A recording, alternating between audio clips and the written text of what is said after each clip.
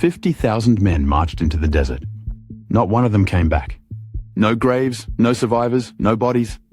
An entire army swallowed whole by sand. And we still don't agree on what happened. This is one of history's oldest cold cases. A vanishing so complete it sounds invented. But it was written down 2,000 years ago. And people are still searching for the bodies today. Let's go back to where it begins. The year is 525 BC. A Persian king conquers all of Egypt. His name is Cambyses, son of Cyrus the Great. He wins a brutal battle at Pelusium and becomes the first Persian to rule the Nile. Ancient writers describe him as cruel. Some go further and call him mad. They say he mocked Egypt's sacred gods. In one account, he stabs their holy bull. We should be careful with these stories. They come from his enemies and from later legend. Some historians think the cruelty was exaggerated. Persian propaganda may have darkened his name. But one obsession stands out in the record. A single target the king could not ignore. The Oracle of Amun at the Siwa Oasis. One of the most famous oracles in the ancient world. Kings and generals traveled for weeks to hear it. And reportedly, it had spoken against Cambyses. So the king decided to destroy it. He would silence the voice that defied him. And for that, he needed an army. According to the historian Herodotus, 50,000 men. 50,000 soldiers sent into open desert. They set out from the city of Thebes. They carried guides, water and supplies. Ahead of them lay the Sahara. Hundreds of kilometers of dune and gravel.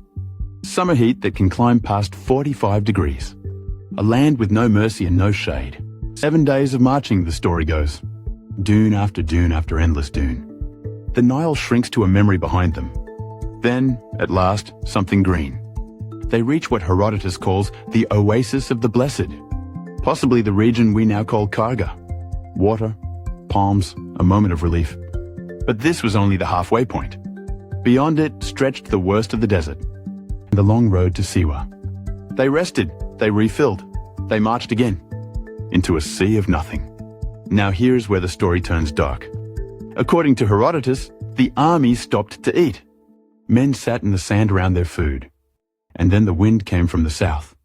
The desert knows this wind well. Locals call it the Khamsin. It can blot out the entire sky.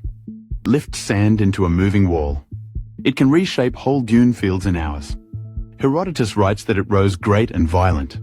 It buried them, he says, in heaps of sand. Day became night in moments. 50,000 men, the story goes, vanished. Buried alive in a single afternoon. When other Persians searched, they found nothing. No tents, no weapons, no men. The desert had simply closed over them. An army erased from the face of the earth. That is the legend. Now here is the problem with it. The entire story rests on one writer. Herodotus, the Greek historian. He set it down in his Histories, Book 3. But he wrote it roughly 75 years later. He was not there. No one he knew was. He is our only ancient source for any of it. And Herodotus loved a dramatic tale. He sometimes blurred fact and legend. Scholars have always read him with caution. So every number deserves a question mark. The 50,000, the 7 days. The wind that swallowed an army whole. And there's a harder question underneath. Could one storm truly bury that many men? 50,000 bodies, all of their gear. All of it gone without a trace. It strains belief, and scholars knew it. For most of 2,000 years they shrugged. They filed the story under myth. A good legend, but not real history. And yet the desert kept it alive. Because some stories refused to stay buried. For a century men chased this ghost. Adventurers crossed the dunes hunting for proof. One was a Hungarian explorer named Almasi. He helped inspire the film The English Patient. Another was a British officer, Ord Wingate. In 1933, he crossed this desert chasing lost legends. They found heat, thirst, and silence. And the army stayed lost. Then came the big expedition. In the early 1980s, a serious team formed, backed by Harvard and National Geographic, led by a man named Gary Chaffetz. They spent around $250,000. They searched for roughly 6 months. 100 square kilometers of barren ground. They found around 500 burial mounds. They found fragments of human bone. For a moment, it looked like a breakthrough. Then the lab results came back. The bones dated to around 1500 BC. That's about 1,000 years too early. These were not Cambyses soldiers. Lost again. The sand kept it secret. More clues surfaced and faded. Around the year 2000, a geology team reported finds. Textile scraps, metal that looked like weapons. Human remains they linked to the lost army. But nothing was confirmed. Nothing was published. Another lead swallowed by the desert. Then came 2009, and the boldest claim of all. Two Italian brothers made an announcement. Angelo and Alfredo Castiglioni. Near Siwa, they said, they had found it. Human bones scattered in the sand. Bronze weapons, Persian-style arrowheads. A silver bracelet, a pair of earrings.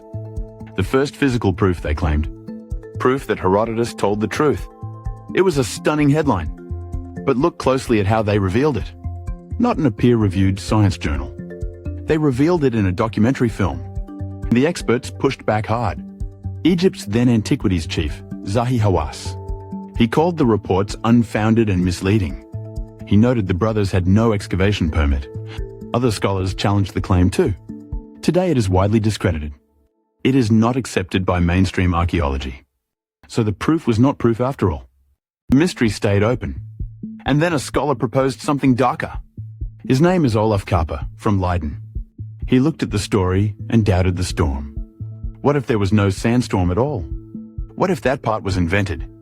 Kappa points to an Egyptian rebel pharaoh, a man named Petubastis III. His theory runs like this. The army wasn't buried by the desert. It was ambushed near the Daklo Oasis. Attacked and defeated by Egyptian rebels. 50,000 men cut down in battle. A humiliating loss for the Persian Empire. And empires hate to record their defeats. So Kappa argues a later king rewrote it. Darius the Great, covering the wound. The crushing defeat became a freak storm. A military disaster turned into an act of nature. If true, no one buried that army. History itself buried them. But remember, this too is only a theory. A compelling hypothesis, not a proven fact. One more possible answer among several. So step back and count the endings. A sandstorm that swallowed an army. A massacre hidden by a royal lie. Or a myth that never happened at all. Which one is true? We still don't know.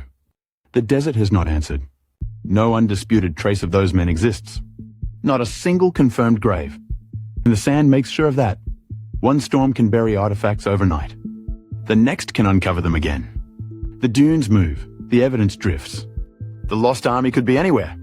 Spread across thousands of square kilometers. Hidden in plain, endless sight. Here is the part that should stay with you. 50,000 men can vanish completely. So completely we cannot even find them. Still, we keep going back to look. Generation after generation into the sand. Spending fortunes, risking the same heat. Chasing a story that may not even be real. Why? Maybe because we can't accept the alternative. That something can be gone for good. That a question can have no answer. The army is still out there, or it never was. The mystery is still open. And so are we, walking out to find it. Still chasing what the sand refuses to give back.